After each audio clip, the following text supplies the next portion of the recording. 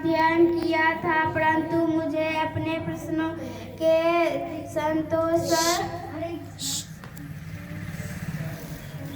संतोषजनक उत्तर कभी नहीं मिल सके थे।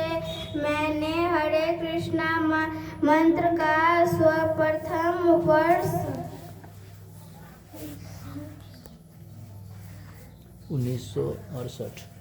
1968 के अंत में न्यकू के जोर से बोलो। गिनावित्र गांव में सुना था। हरे कृष्णा कृष्णा कृष्णा हरे हरे, हरे राम राम राम हरे हरे। यह कीर्तन मोहक था और मुझे इससे बहुत शांति मिली। मेरा मन इससे प्रभावित हुआ और मुझे शीघ्र ही इस बात पर खेद हुआ कि मैंने भक्तों से एक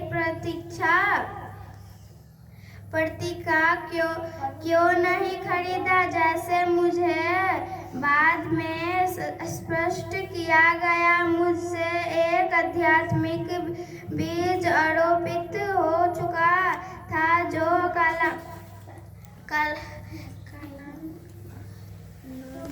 कालांतर में भगवत प्रेम के रूप से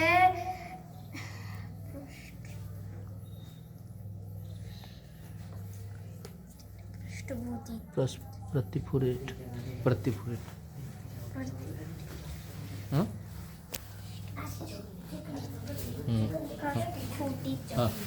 प्रस्फुटित हो सकता था। कई महीनों बाद हरे कृष्णा मंत्र से अंकित एक कार्ड मुझे मिला। इस कार्ड में यह आश्वासन था, भगवान के इस नामों का जप करो और आपका जीवन शुद्ध हो जाएगा। मैं इन्हें समय समय पर जपता था और यह मंत्र वास्तव में मेरे मन से शांति का अनुभव प्रदान करता था। बरो। कॉलेज के रसायन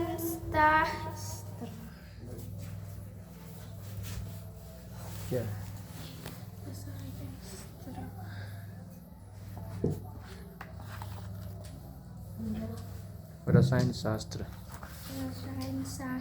जोर से बोलो। रसायन शास्त्र में बीएससी उपाधि के साथ संतन को जाने पर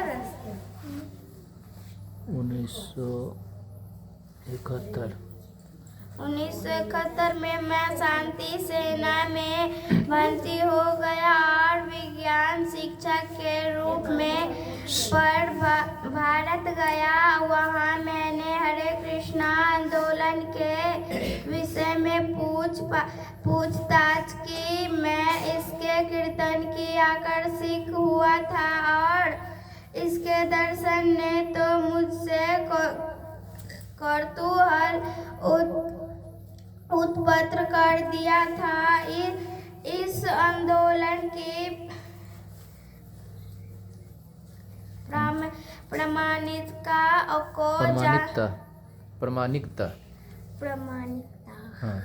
प्रामाणिकता को जानने के लिए मैं उत्सुक था। भारत आने से पहले मैं न्यकू की कृष्ण मंदिर में अनेकों बार गया था, परंतु भक्त के हृदय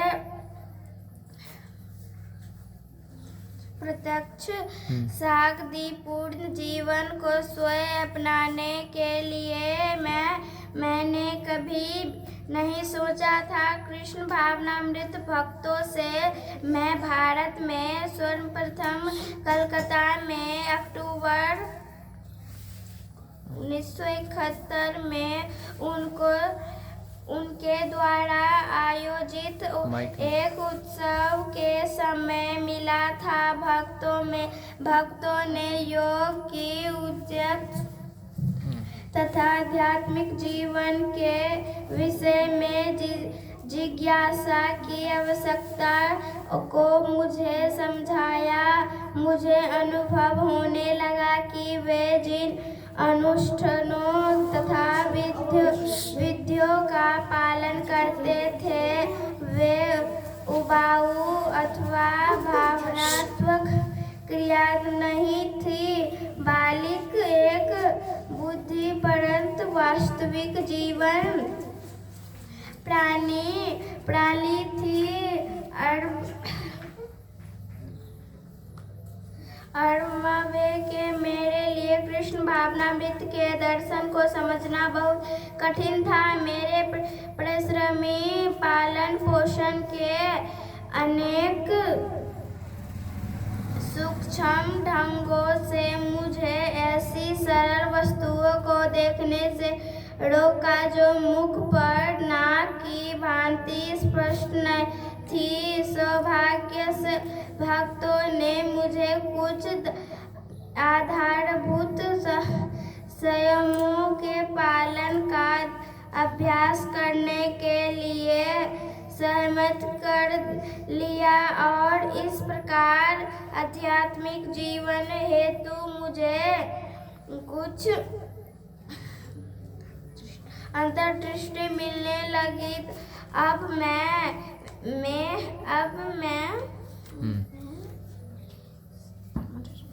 स्मरण कर सकता हूँ कि आध्यात्मिक और दिव्य अस्तित्व के विषय में मेरी धारणाएं कितनी दुर्बल एवं सारहीन थी। मैं श्रील प्रभुपाद से इस समय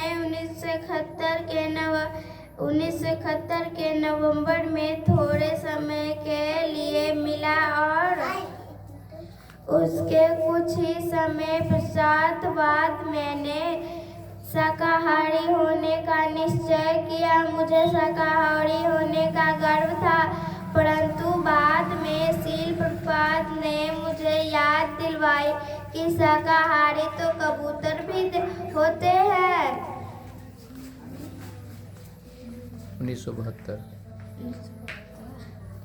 1972 की फरवरी से कलकत्ता में मैं कृष्ण भावनामृत के कुछ भक्तों से मिला जिन्होंने मुझे मायापुर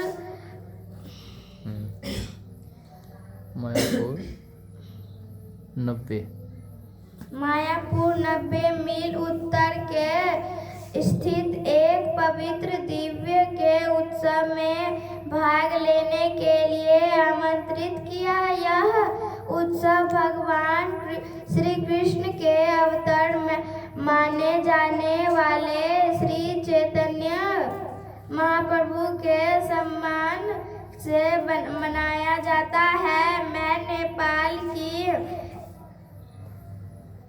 यात्रा हेतु योजना बना रहा था, परंतु शांति सेना ने मुझे भारत छोड़ने की अनुमति नहीं दी। अंत में मायापुर चला गया। अधिकतम 2 दिन रहने की योजना बनाकर मैं मायापुर के लिए रवाना हुआ, परंतु वहां मैं 1 सप्ताह रह गया। मैं ही उस दिव्य की एकमात्र परिश्रमी अभक्त व्यक्ति था कि चूंकि भक्तों को साथ मैं उन्हीं की भूमि पर रहा था, अतः कृष्ण भावनामृत का निकटता से अध्ययन करने का मुझे अपूर्ण अवसर मिला। उत्सव के तीसरे दिन मुझे श्रील प्रभुपाद का दर्शनार्थक बुलावा गया। वे एक छोटी कुटिया में रह रहे थे जो आधी ईंटों से बनी थी तथा आधी फूस के ढंगी हुई थी। इस कुटिया में फर्नीचर की 2 या 3 साधारण चीजें थी। श्रील प्रभुपाद ने मुझे बैठने के लिए कहा। फिर उन्होंने पूछा, आप कैसे हैं और क्या आपको कुछ पूछना है? भक्तों से मुझे समझा दिया था कि श्रील प्रभुपाद में मेरे प्रश्नों का उत्तर दे सकेंगे, क्योंकि वे प्रामाणिक गुरु शिष्य परंपरा की संसार में क्या हो रहा है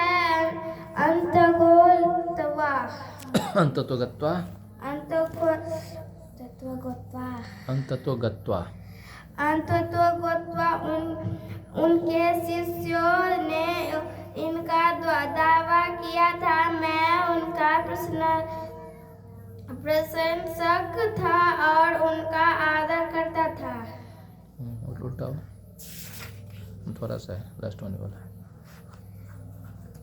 अतः मन में इस बात को ध्यान में रखकर मैंने प्रश्न पूछना आरंभ किया। अनुविज्ञान में मैं एक आध्यात्मिक गुरु के पास पहुंच गया था और वह भी निर्धारित विधि से आध्यात्मिक जीवन के विषय में निर्ममता से प्रश्न पूछने के द्वारा श्रील प्रभुपाद मुझसे प्रश्न की प्रतीक हुई और आगामी कई दिनों में उन्होंने मेरे प्रश्नों का उत्तर दे दिया। मैंने अधिकतर प्रश्न शैक्षिक ढंग से पूछे थे, परंतु उन्होंने सदैव व्यक्तित्व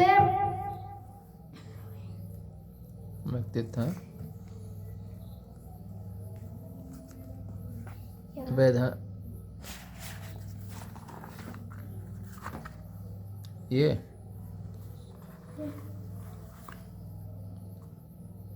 वैदिक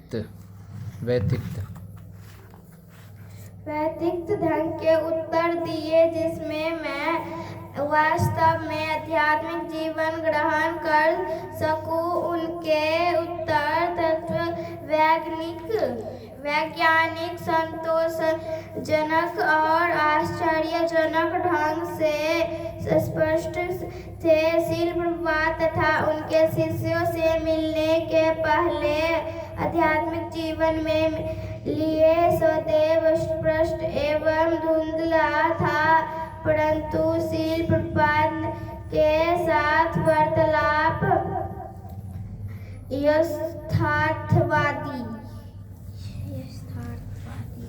यथार्थवादी ये वाला यथार्थवादी स्पष्ट एवं प्रेरक थे।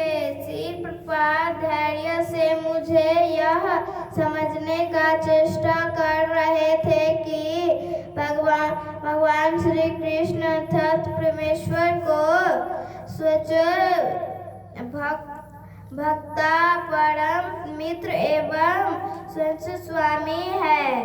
इस स्पष्ट सिद्धांत को स्वीकार करने से पूर्व में मैंने बहुत सी बाधाएं उपस्थित की। यह भी भगवान को समझने के लिए इस भावना के संबंध में मुझे गंभीर होना पड़ेगा इत्यादि, परंतु श्रील प्रभुपाद